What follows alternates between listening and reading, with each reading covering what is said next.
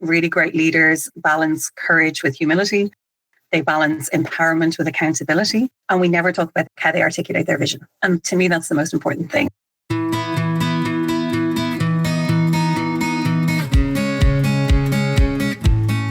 You're listening to the Blue Skies Leadership Podcast, featuring discussions with international school leaders about the future of education. The podcast embodies the spirit of reciprocity by sharing strategies and change initiatives from leading schools around the world. Here are your hosts, Dan Kerr and Daniel Mendes. Well, Daniel, welcome back from our April holiday. I bet you had a great time with your family. What'd you get up to? We had a great time. We went up to Hoi An.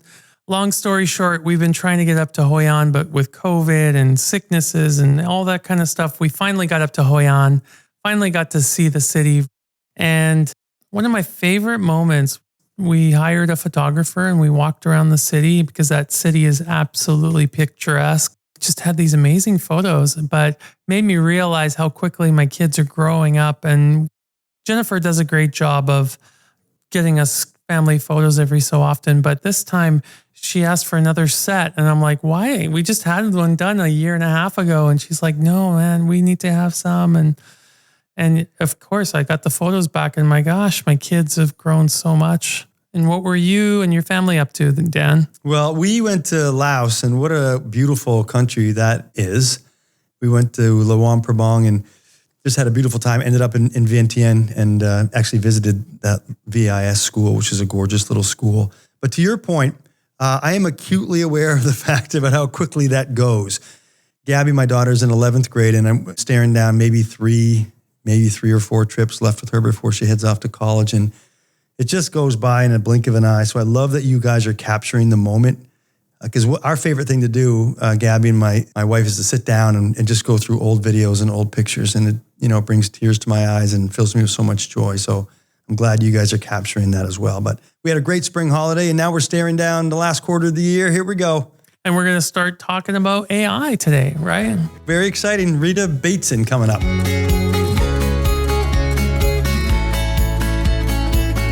We're diving into the day's hot topic, AI in education. As an instructional coach for technology, I see firsthand how rapidly this field is evolving. Yeah, we have Rita Bateson with us to guide us through this complex landscape. Rita is a respected educator, author, and mentor with over 20 years of experience in international education. Her career spans significant roles at the IB Global Headquarters and as the founding head of secondary at North Anglia International School in Ireland. And Rita's expertise isn't just theoretical. As the director of education and co-founder of Eblana Learning, she's actively helping schools navigate the ethical and effective integration of AI. And she's also a renowned curriculum developer and textbook author, bringing a deep understanding of pedagogy to the conversation. Welcome to the podcast, Rita. Thank you. I'm excited to be here. I'm your Irish listenership, so I'm delighted and honored to be here. Excellent. Ireland representing, I guess. Hey? Yeah, hopefully you can grow our listenership from 1 to 2. We'll see. That's 100% increase. Right. I'm a mathematician. I can listen twice. It'll be fine. Well, Rita, listen, thank you. We start with the same question with all of our guests. I think I'll throw it to you now. What does a blue sky vision of school look like for you? And where is the world of education heading? Where should it be heading? From your perspective, what should we all be prioritizing to bring this vision to life? Well, I think I have to be very careful here, because having heard all of the other podcasts, I've been influenced by Gavin's vision of blue sky and Bambi's and Jane's. So all wonderful, all unique, as I suppose any good sunshiny sky day should be. But I think for me, when I think blue sky leadership, the first image I think of is clear skies, optimism. I think of the ability to breathe. And all of these schools that we work with, all of these leaders we're talking to, it's the compression at the moment really worries me. So blue sky leadership, making sure that you look after your own oxygen mask first so you can look after the oxygen masks of others. I think that's what the idea that we are in a position of flux at the moment. And we just want the sunshine. We want hope. We want optimism for now and for the future. Because we have multi-layered anxieties at the moment, both with students, with teachers, with governments, with socioeconomic situations. And Blue Sky Vision for me is a school that has a core belief where they're going, what good looks like, and then the confidence to deliver that good into excellence. So I think when I work with leaders, but also when I have been a leader, it's really important that that vision is articulated. And we always talk about really great leaders balance courage with humility. They balance empowerment with accountability. And we never talk how they articulate their vision. And to me, that's the most important thing. I have a jumper that's like blue skies with little clouds on it. And the number of people who come to me and say, oh, this is gorgeous. It looks like The Simpsons, or it looks like Toy Story. And I wear it at some point during the first week of every school year because it's a visual reminder of this is what we're aiming for. And I know we hear a lot about, true North Stars and directions, but actually it's the vast infinity of an open sky. I mean, that's really exciting about education, that ability to redefine it in every direction. I think that's beautiful, and that's what we need to hold on to. I don't think we're moving towards a star. It's a fixed goal. The idea that we have this open frontier, that's what's beautiful about education. I love that you started that beautiful description with the analogy around wearing oxygen mask first and a nod toward wellness and making sure that you take care of yourself and you're okay.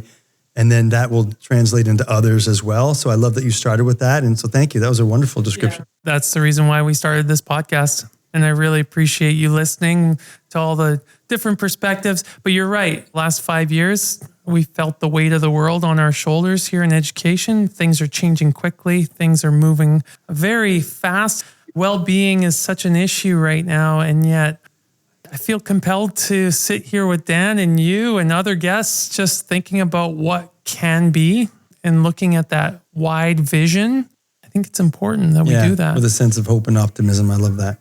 You are one of the people responsible for Eblana Learning. How did Eblana Learning get started? Maybe tell us a little bit about that name. And was it a response to a need that you saw in the international school world? I think for me, it's a confluence of events, right? It's the moment of time we find ourselves in post-pandemic, pre-AI domination. And I think I'm in a unique position because I was in international schools for 20 years and I worked at the IB headquarters with curriculum development, and I was there at the beginning of the e-assessments for those people who know that. What I've learned from all of that, I took to be a head of school in Dublin. And then I saw the pressures that you're under in an international competitive market that seeks to occasionally chip away at your principles and values because that's what you have to do realistically and pragmatically. And then AI came along, and as a writer, I was vehemently against it. And I paired up with an AI evangelist. She's the biggest cheerleader for AI. And between us, we've managed to find that middle ground, that cautious trust that I think schools don't have. They've either gone full in for adoption or full in for denial. Mm-hmm. And what we really wanted to do was share all of the research that I suddenly had time to do. I never had time to do the in-depth research or the in-depth reflection like you guys are doing. I found that really hard to fit into a frantic school trying to stay open during a pandemic. And then when I stepped back from that and I had the ability to kind of questioningly approach or critically evaluate what was coming out. I mean, we've lived through hypes before, right? We've lived through the EdTech arrival. Yes. We've lived through blockchain, NFTs, everything that was going to change everything forever. And then the second the pandemic was over, we all rushed back to the classroom. We could not wait to be back together because if teaching is a moral encounter, I think I heard this on your podcast, teaching is a moral encounter around a shared object of fascination. We wanted to share that fascination again. So there's something about that that's really important. And I think that's where the name originally came from. So Eblana is the old name for Dublin, the pre-Roman name for Dublin. And one of the things that we're most proud of here in Ireland, we never stop going on about it, is that we're the land of saints and scholars. So we sent out Irish monks to establish institutions across Europe and monasteries, and they would copy the sacred texts. And then as the Dark Ages burned across Europe, they protected those texts above all else. And we only have records now of ancient Greek because the Irish monks thought it was so important to protect them in the face of pillage and rape and what have you. I think that's for me what's important is that the EdTech or AI giants see education as a vast source of data. They see our students as targetable for marketing, targetable for manipulation, and really we're being offered shiny trinkets, and certainly big tech hasn't always lived up to those promises. And I think what's nice is that we have a very measured approach, a very considered approach. And we would like to help schools filter all the noise, filter all the nonsense, and really focus on ethical AI, sustainable AI, and what is best practice, because we haven't time to share that best practice except through an intermediary, I suppose, or really good networks, or really stellar individuals on your staff who might be really leading the charge. And my co-founder, Rachel, She's come from Toddle, so she really knows the technology side. She understands the implementation. She's also an IB educator. And then with me as the writer and the skeptic, we've managed to find that space in between of cautious trust. We really wanted to share that with schools. We think it's globally important. And IB schools then have another layer of complexity where they tend to be high stakes environments. They're in very competitive situations. And they also have a great deal of transience where schools are changing, teachers are changing, students are changing all the time. So we wanted to lend that expertise of understanding. We understand the pressures schools are under, and here's how we can accelerate that for you. Not into a space where they're being taken advantage of and they're having hypes and consultants and all of these things. We wanted to share really thoughtful, a deep distillation of what's out there in terms of AI, the good, the bad, and the ugly. I love the idea of cautious trust, because it wasn't that long ago that the whole idea of AI in schools was pretty polarizing. You had people that thought it is just a punitive opportunity for kids, and everyone's going to be cheating and it's all going to destroy. And then there are the people who just really went after it full scale without really too many guardrails, which was also scary. Yeah. So I think the way you're entering into this with the cautious trust idea is exactly what schools need, and it's probably the right approach for everybody, honestly, at this stage. Yeah, and I love the name and the history behind it. I do see that. I've worked in ed tech over 20 years now, and I have seen the good and the bad and the shiny and the not so shiny. All that to say, I think we're in a period of curation, a period of what is actually good tech, what is good ed tech. It's important to have people like you helping guide that kind of conversation. And I'm glad you said curation, because one of the things I think that safeguards against reckless adoption or unethical practices is really understanding use cases. Like, it's incredibly powerful, incredibly good at certain areas, and then it does not add value in others. And I think that's what's important. We know software engineers use evals, and yet we don't give the students evaluation frameworks around it. We expect them to just use their information literacy or their critical thinking. But now they need another step beyond that. They need to recognize mediocrity. They need to recognize poor output. And that's hard. How do you teach taste? How do you teach how they develop their own voice? That's really critical. And that's something that we're kind of working with. We've also been developing further kind of the ATLs, how they look within an AI world, because that's also important. These future-proof skills. Everybody talks about they're going to need to be skills-based and they're going to need to be process-driven and not product-initiated. But how do we do that? And that's something as well that we want to really help schools with. Well, that's exciting. And if I could just stay with Eblana Learning just for a second, what sort of new initiatives are coming out of your organization? I know that there's a book you're working on, but can you tell us a little bit of what's on your radar right now coming out of Eblana? Sure. At the moment, up till now, we've been offering 3 services. So we're going to schools and working with governors, parents, students, teachers. Initially, it was on the same diagnosis as everybody else. Students need AI literacy, so do teachers. And then we realized they also need the AI ethics part. That needs to be so deeply ingrained. We need to get downstream, because certainly in the IB world, DP coordinators are at the front of this, and it takes up all of their time. They have academic integrity reminders and refreshers, and yet they're still chasing their tail. My husband's a coordinator too, so I hear this all the time, especially about personal projects. He feels that he's seeing 90% of the work coming through. He doesn't recognize it as a student voice at all. Oh, really? And you have to then support that. But deeper than that, we're also doing remote work as well to try and stay sustainable. And we have an Eblana Academy where we have courses on anything from AI policies to AI governance to ethical practices. And my favorite and my biggest bugbear is that the Irish energy grid, so the Dublin grid, has just surpassed 50% of our electricity is going to feed the data centres. Wow. 50%. So we have doubled in use, to the point where they are diverting energy to make sure they don't go down, because we can't afford to lose the data centers in this country. So that means that if we could teach students to prompt, not effectively, but wisely, know when to pull back from a hallucination, know when's a good use case, know when you're just generating images to burn carbon and when you're not. So that's my favorite course to do with people. And because it is not talked about enough. This week alone, 700 million images were generated with ChatGPT. That's staggering. That's something that we really want to work with schools. It's staggering. It's staggering, and it's not talked about. We've normalized nuclear energy again. I never thought that would happen in my lifetime, that we'd be talking about micro-nuclear grids and plants, and Microsoft spending $80 billion on data center development. absolutely staggering. And it smashes our sustainable development goals apart. So interesting. We're looking at each other right now, just amazed at those numbers. Yeah, that's so important that you mentioned that. So thank you for bringing that to the show. I am featuring it in the book. So we're writing a book for AI leaders because we thought AI book for teachers, it will be out of date before, the time it's ever even finished writing, never mind printed. But for leaders, knowing what to consider, knowing how to engage with the bigger topics, what pedagogy looks like when we've burned through the tool fascination stage, what constitutes as deep learning still, what constitutes as a good adoption of AI, what does that look like? And trying to keep it tool agnostic, because tools are 20% of the conversation. We need to be talking about what's still, and it's something that I've heard you both talk about too. What does school look like? What does school feel like? And Tim Logan is also very good on this. What systems benefit our students and what don't? And how does that transfer to an AI situation?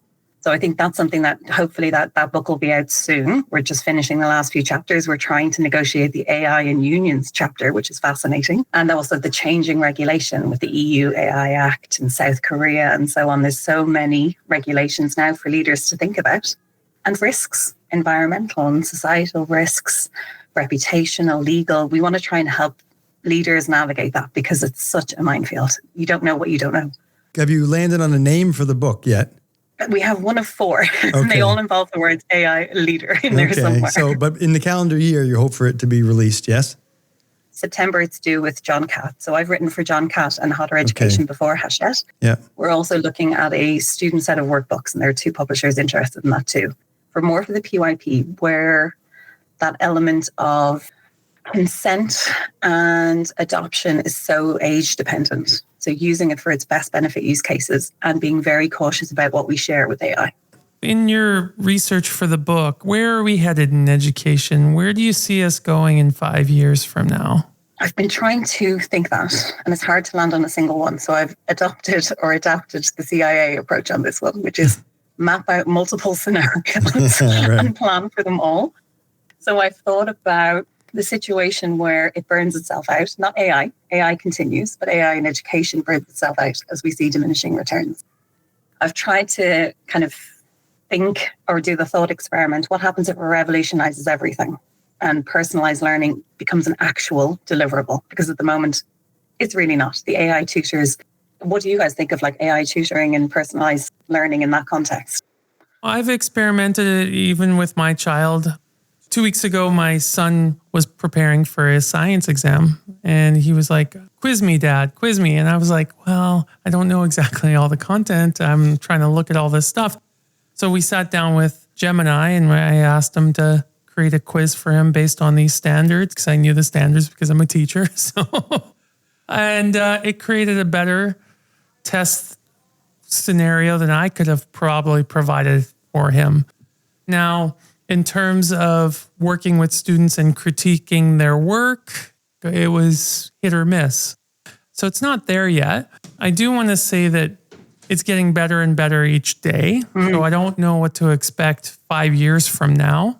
Exponentially getting better each and every day. My daughter's in 11th grade and she uses AI Tutor to really enhance her opportunities to learn and to get feedback on something, to either get her started or to give some feedback on something she's written to really frame her thinking in a different way, to make it a little bit deeper. But I can't keep up. Last week, 3 people came rushing through my door to say, "Have you seen this thing called napkin?" And I was playing around with that. And there was this other experimental stuff that's happening that it's just so hard to keep up. I don't know how we're going to keep up with it all and settle. It is. And that's one of the things that I try and game in my mind as well, based on all this research. I think some things are incredible. The reduction of the barrier to access for students, the linguistic support, incredible. The ability to personalize. And then when you think it through to its logical conclusion, I end up in bubbles and algorithmic immunity where they don't get exposed to anything new, or, this idea that students are already living an assisted life where decisions are made for them. Mm. And I think that's one of the things I should have mentioned probably in Blue Sky's intro, is that decision making and that ability to navigate has slowly been eroded for them in so many ways. They don't accidentally stumble upon something they didn't intend to watch on TV and now they love it. If you extend that line of thinking, that the more personalized their learning is, or if you have a tutor of one-to-one, where's the exposure to something new and inspirational? Where is their coalescent effervescence that people talk about? Where do they get a moment to think, oh, that's really interesting, actually? If they're being fed something that is already in their taste and already in their preferences, like the algorithms of TikTok, as you know, it shows you exactly what you're interested in because it identifies immediately what you're interested in and feeds you more of the same until you get slightly bored, and then it modifies it slightly. So it's very clever in terms of that manipulation. So I think for our students, they recognize this and then they, lean into it. Perfectly fine. I understand they already have all my data. I already understand that they know what I like. And our job then becomes to distract them or deviate them from their comfortable choices. And I think that's really important for teachers to recognize too, that we are also increasingly a provocation for them to learning, to interest, to variety, because AI has a tendency to sycophancy, right? It is going to eventually always agree with you or give you what you want. Mm-hmm. And despite the very small number of people who try and jailbreak it and try and play with it, ultimately it's a people pleaser. It does fantastic work in terms of very short interstitial tasks where it fulfills the function and fulfills a great. And I think that is the future of AI, where we have multiple small agents that take care of very small cases, and then we tie them together in a workflow. That will work really well. But what will that do to our students' cognitive processes? Mm-hmm. So I think that's something that I worry about a little bit. And I know there's a lot of research being done.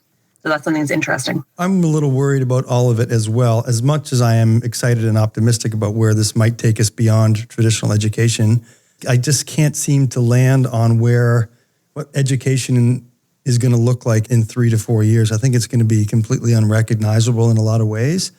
Or I'm overthinking it and maybe more the same. I don't think that's the case, but I don't know what it's going to look like. Yeah. The more optimistic versions, though, I think, is that it may look the same and feel entirely different. It may still visibly be recognizable in 5 years' time because the institutions of school are such that the societal functions it performs and, the babysitter idea, there will still be that need to feed the industry. But I do wonder if the thinking that's going on behind it will be significantly different. But then I was also at the IB when we said we would go fully on screen with examinations by 2020. Right. And now it's 2030. So education does not move as quickly as any of us would love it to, as we know.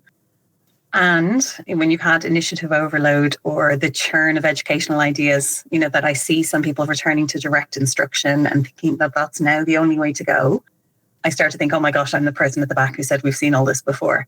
So maybe it will look very different, but feel very different. I'm not sure. But my instinct would be that it will probably look the same, but be fundamentally different under the hood when you start to dig down into planning, into assessment. When you think about cognitive development, I think it will look very, very different. And I would not put my money on whether it will be better or worse. So that's a good segue into a question around optimism. The rate of change that is happening, and it just keeps speeding along at a pace that we really struggle to keep up with. Are you optimistic of where it's going to land in 3 to 4 years? Is it a place that will be a better place for kids? I actually am. I think it will be something really special if we hold on to our values of equity, if we hold on to our values of valuing what's important. So truth-telling, truth-seeking, truth-valuing, I think those are really important ideas to use in tandem with AI. Knowing its limitations currently, and of course, that'll change next week. You need a few people to be at the vanguard of this, to be testing and then to share their ideas. And we want to believe that those people have your best intentions at heart. And given the level of interest in the work that we've done, there is a hunger for that. There's a hunger for an ethical AI implementation and a desire for people to just kind of cut through the noise and find the signal. People still really value education. They value knowledge and they value shared experiences in learning. So I think that gives me optimism. We don't go into education to make lots of money. So there are really good hearts and good minds in it. And that's what matters. Yes. Everybody wants the best for the students, the people who are recklessly adopting and the people who are ignoring it. They're doing it for the reason that they want the best for the students. So Rita, tell us, what's the first step for a school that wants to embrace AI? What should they be thinking about? They're probably already in it. I do a session with schools that's kind of like the hero's journey when you cross from the known to the unknown. And you have a guardian threshold, and that idea that you're stepping into the unknown. I think it's really important to give yourself that license. We work with schools when they're developing. The first thing to happen usually is schools develop a policy quickly about cheating.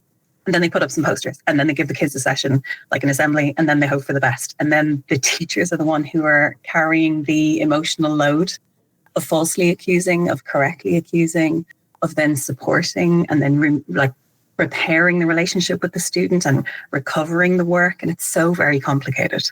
So I think if you're start from the principles and the vision you have. Does it align with your school? Do you have an AI approach that truly adds value to your students as opposed to cognitive implications or additional cost to the school? That's also something leaders have to think about an awful lot.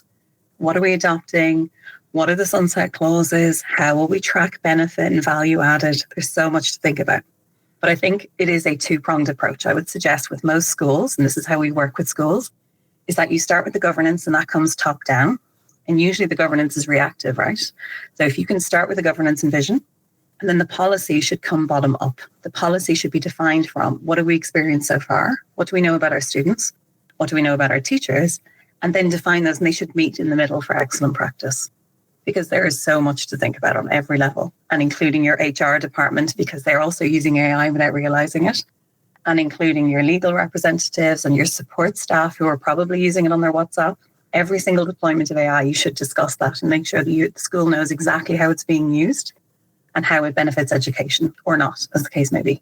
And the evaluation, so with the students, we often do something called a deliberation station, and that would be quite nice for teachers too. So we have a little resource, I can share it, where you decide, should we use AI in this instance or not? It's not like the 5-lane for assessment. That's really useful for teachers and marking. This is just a moment to take before you go and reach for AI. Should I really be using it for this purpose? And there's a couple of questions, a couple of yes, no hints. It's quite a nice way, at least, to get students to pause for a second. And I see it as an analogy of that moment before you decide whether to put the plastic bottle in the trash or in the recycle. And that's really important to kind of bring down these energy demands, or to be more selective, deliberate users of AI. That would be really helpful, to share that message with schools. We're going to adopt AI. Here are our guardrails, not just for academic integrity, but for the planet. And here's how we're going to do it. So that's where I would start as a school. I love the notion around sustainability. I think that's so important to keep in mind, the ethical use of it. We step into this the right way. As we move so quickly away from potentially traditional education, we adopt all this new generative AI.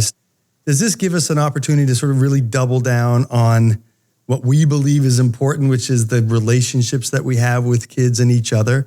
Is it even more important now to develop connection before content, like those relationships, just to connect in a world of AI? Does that have even more importance now, do you think? Absolutely. We're seeing so many unintended consequences in terms of socialization. We're seeing students reach for AI very quickly rather than collaborate with a partner or ask a parent or reach out for emotional support. We're seeing it as a default setting already for many, many students. For finding that threshold between what was brainstorming and initial ideation and what actually turned out for them taking over the whole task. That's really important. So I think when I was working on the revised ATL skills, I went through all of the social skills, all of the affective skills, and I thought, how does this look in an AI world? And then I developed actually what will be really important. Took all of the information I could find from the World Economic Forum and all of the research papers and Oxford and everything that's coming out of Wharton, everything, put it all together and thought, what does that look like in an IB school? And I recategorized them instead of the 5 or the IB ATLs. I kind of did a thinking map of what does it look like, the skills human to AI, human to others, and human to self. And that was really interesting because then suddenly there was a change in value, socialization, the need for conviviality, safe spaces and dialogue. All of these things are going to become more important, not less important. Because if you've opened an email from another adult and they've used AI, you've already lost some of that respect for that person, and you've also felt like you've devalued the message. Right.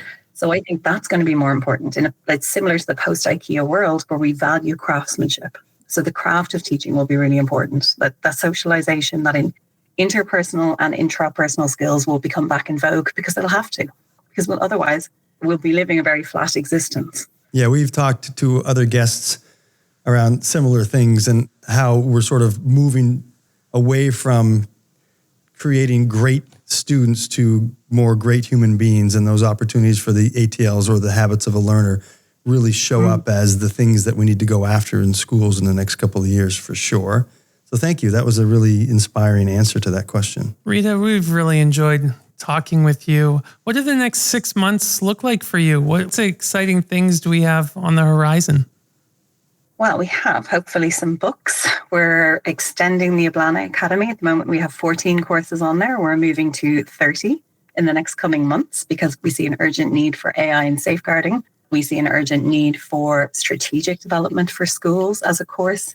We're seeing more regulation come online. So if you have a national requirement or a regional requirement, we're building courses to support those. And we have some more courses on tools. Despite everything I said negative about tools, teachers still need them and they want shortcuts and they want instructional support. So we have some courses on those too. But ultimately, I think we'll continue on our crusade for what sustainable and ethical AI looks like in IB schools. We want to be a comprehensive support. And we want to do it right. We don't want to be those people who come in and sell the dream. We want to make sure that the school's dream is realized and what the school's values around AI, that they're achievable. And that's really important. And then some more books, because I got to keep writing. That's my favorite thing. A lot of people are going to be inspired by this conversation. They're going to want to get a hold of you. So the best way to do that would be through LinkedIn or your website. How can people find you? Oh, yes, please. All of the above. So it's Rita Bateson on LinkedIn. EblanaLearning.com is our website. And you can go to the Eblana Academy if you want to just have a nose around. We're hoping to make a couple of courses free soon, as soon as we figure out those logistics. Okay. And we have permission from people to do so. And anything else, reach out to me. It's Rita at EblanaLearning.com. I messed it up there because my husband calls it a blah, blah all the time because the Irish just can't stop talking. I'm so sorry. I know I didn't let you get a word in edgeways, but I get so excited and I'm delighted to meet you both. Rita, we've enjoyed every moment of this conversation. We love your perspective. We love how you are able to distill some of these really complex issues into very concrete examples. And we've really enjoyed this time. Yeah, this has been fascinating to me, honestly. And I'm just really excited to dig into your website a little bit more and go after this. I mean, we're going after this at our own school for sure. And we have some committees set up and some really smart people leading the charge. But having you talk about it in such a clear and optimistic way gives me a lot of hope, a lot of inspiration about what might come. So thank you for that. I'm delighted. No, thank you so much for the opportunity. Like I say, you find time with some of the greatest minds and you're thinking beyond today. And I think that's really important. That's something schools don't always have the luxury to do. So it's great that they can listen to you at double speed and adopt all of those ideas. Well, thank you for that. And this has been absolutely joyful. Thank you so much, Rita. Thank you. Okay, be well. We'll see you soon, I hope. Stay in touch. Okay. Bye-bye. Bye-bye. Thank you for listening to the Blue Skies Leadership Podcast. Do you know a specific leader who would be a great guest? Fill out all the details at blueskiesleadership.com.